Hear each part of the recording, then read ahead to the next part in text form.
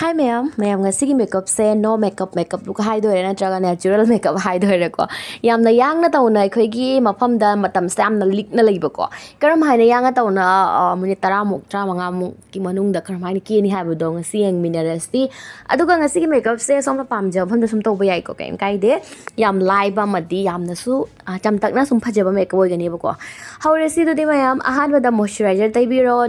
daytime gi ha ba nungsa da check ka da bo gadi sunscreen ama lower taibiro tawada bu ekhigi sunscreen do tinted oida ba sunscreen do ida taibio ko adugi matung da mayam primer taiba yai primer se adumgi haidi makhapon leire makeup tu makhapon leire ko haibadi yamna long lasting chaka da ba khot ka da ba ora dai sum taibiro do ngasi gi oina di ko ai primer se skip to ra ge ba nga ka ki sum ko bi chatoi ne ba park ta ko adu idana ai primer taizadre direct foundation da gi sum hau jare ado BB cream tay ba yai kaim kai de ko somna pamjawa ma sum tai biro BB cream tai gera natra cushion foundation tai doira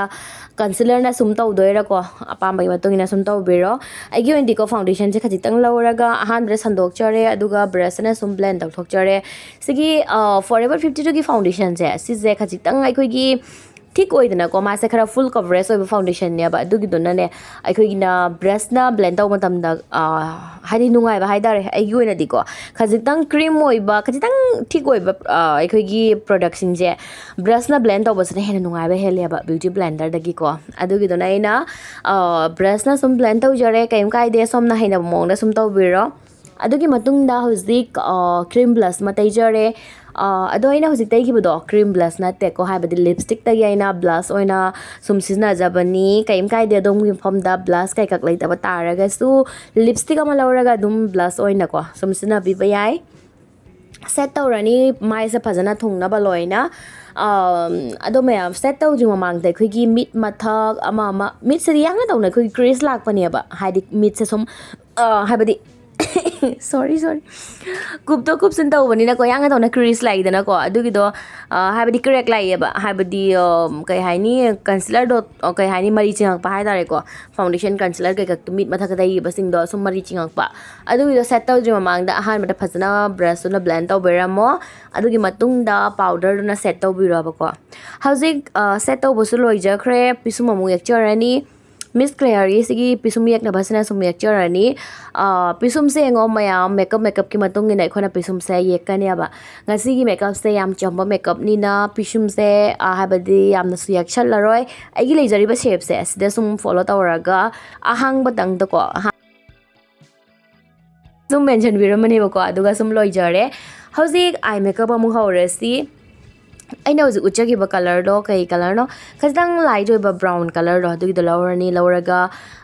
translucent color dairani aduga mid mathak habdi eyelid kai kak tasloina smaina sinba thungna ba ko sum taibiramani ekhoi gi crease line gi manung do bo loina aina uji taiba mongs ta ko phajana taibiramani color do adomna haidi color se yakhan ba pamira natraga haidi yamna chamna sum thamningira adom gi apam bai matungina adum thambiro ko aigi wendi ko aina hujai ba chang se sum yare ba camera da di khar sum light oina uidana ko ado pura real la di sum yare hai tar aigi apam bai chang adum phange aduna yi sum loi sale swai sida ko ado hujik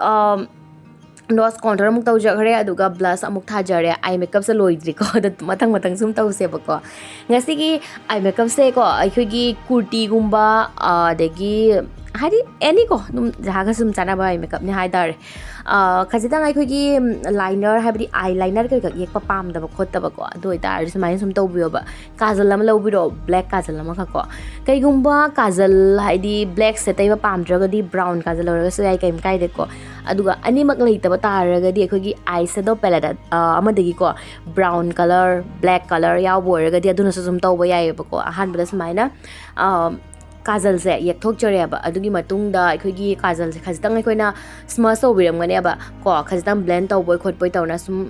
smane smudge to biramani same som gi mita su ko amuka